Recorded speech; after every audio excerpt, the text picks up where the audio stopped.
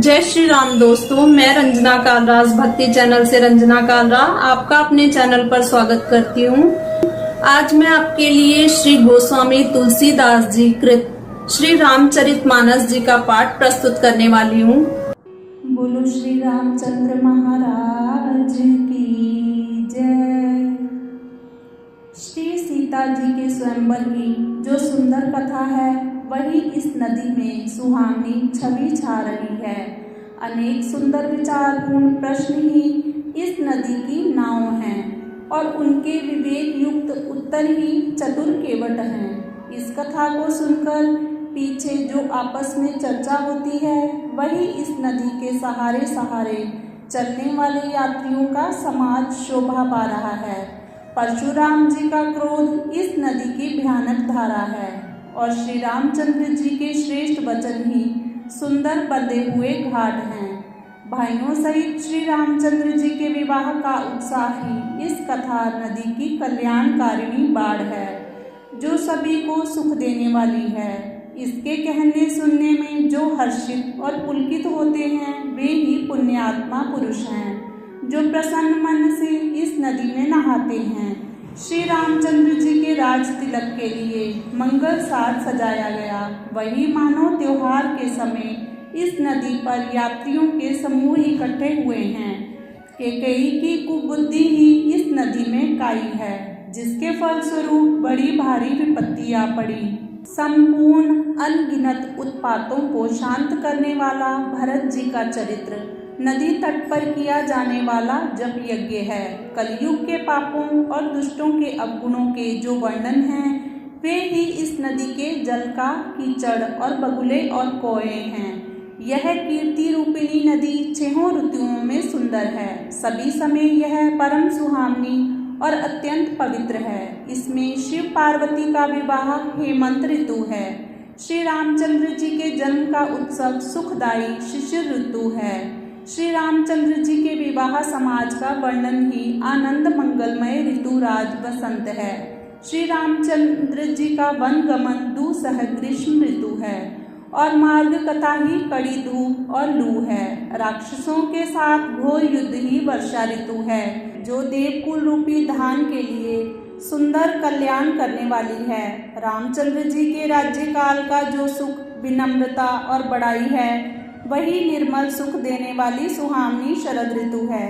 सती शिरोमणि श्री सीता जी के गुणों की जो कथा है वही इस जल का निर्मल और अनुपम गण है। श्री भरत जी के स्वभाव इस नदी की सुंदर शीतलता है जो सदा एक जैसी रहती है जिसका वर्णन नहीं किया जा सकता।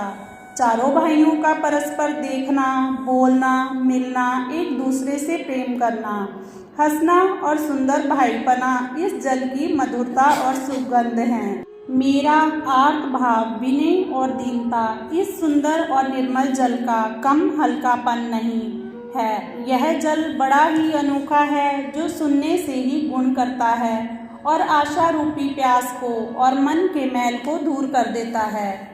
यह जल श्री रामचंद्र जी के सुंदर प्रेम को पुष्ट करता है। कलयुग के समस्त पापों और उनसे होने वाली गलानी को हर लेता है। संसार के श्रम को सोख लेता है। संतोष को भी संतुष्ट करता है और पाप, ताप, दरिद्रता और दोषों को नष्ट कर देता है। यह जल काम, क्रोध, लोभ, मद और मोह का नाश करने वाला है और निर्मल ज्ञान और वैराग्य का बढ़ाने वाला है। इसमें आदर पूर्वक स्नान करने से और इसे पीने से हृदय में रहने वाले सब पाप ताप मिट जाते हैं। जिन्होंने इस राम सुयश रूपी जल से अपने हृदय को नहीं धोया वे कायर कलिकाल के द्वारा ठगे गए। जैसे प्यासा हिरन सूर्य की किरणों से रेत पर पड़ने से उत्पन्न हुए जल के भ्रम को वास्तविक जल समझकर पीने को दौड़ता है और जल ना पाकर दुखी होता है, वैसे ही वे जीव भी विषय वासनाओं के पीछे भटककर दुखी होंगे। अपनी बुद्धि के अनुसार इस सुंदर जल के गुणों को विचार कर उसमें अपने मन को स्नान कराकर श्री भवानी शंकर को स्मरण करके सुंदर कथा कहता हूँ। अब मैं श्री रघुनाथ जी के चरण कमलों को हृदय में धारण कर और उनका प्रसाद पाकर दोनों श्रेष्ठ मुनियों के मिलन का सुंदर संवाद वर्णन करता हूँ। भरद्वाज मुनि प्रयाग में बसते हैं। उनका श्री राम जी के चरणों में अत्यंत प्रेम है। वे तपस्वी, निगृहित चित्त, जितेंद्रिय, दया के निधान और परमार्थ के मार्ग में बड़े ही चतुर हैं। माघ में सूर्य मकर राशि पर जाते हैं, तब सब लोग तीर्थराज प्रयाग को जाते हैं। देवता, दैत्य, किन्नर और मनुष्यों के समूह सब आदर पूर्वक त्रिवेणी में स्नान करते हैं। श्री वेणी माधव जी के चरण कमलों को पूजते हैं और अक्षय वट का स्पर्श करके उनके शरीर पुलकित होते हैं। भरद्वाज जी का आश्रम बहुत ही पवित्र, परम रमणीय और श्रेष्ठ मुनियों के मन को भाने वाला है। तीर्थराज प्रयाग में जो स्नान करते हैं उन ऋषि मुनियों का समाज वहाँ भरद्वाज के आश्रम में जुटता है। सुबह सब उत्साहपूर्वक स्नान करते हैं और फिर परस्पर भगवान के गुणों की कथाएं कहते सुनते हैं। ब्रह्म का निरूपण, धर्म का विधान और तत्वों के विभाग का वर्णन करते हैं तथा ज्ञान वैराग्य से युक्त भगवान की भक्ति का कथन करते हैं। इसी प्रकार माघ के महीने भर स्नान करते हैं और फिर सब अपने अपने आश्रमों को चले जाते हैं। हर साल वहाँ इसी तरह बड़ा आनंद होता है।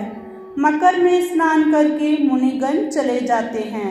एक बार पूरे मकर भर स्नान करके सब मुनीश्वर अपने अपने आश्रमों को लौट गए। परम ज्ञानी याज्ञवल्क्य मुनि को चरण पकड़कर भरद्वाज जी ने रख लिया। आदर पूर्वक उनके चरण कमल धोए और बड़े ही पवित्र आसन पर उन्हें बैठाया। पूजा करके मुनि याज्ञवल्क्य जी के सुयश का वर्णन किया और फिर अत्यंत पवित्र और कोमल वाणी से बोले, हे नाथ, मेरे मन में एक बड़ा संदेह है। वेदों का तत्व आपकी मुट्ठी में है, पर उस संदेह को कहते मुझे भय और लाज आती है, और यदि नहीं कहता हूँ तो बड़ी हानि होती है, क्योंकि अज्ञानी बना रहता हूँ। हे प्रभु, संत लोग ऐसी नीति कहते हैं और वेद पुराण तथा मुनिजन भी यही बताते हैं कि गुरु के साथ छिपाव करने से हृदय में निर्मल ज्ञान नहीं होता। बोलो सियापति रामचंद्र महाराज की जय।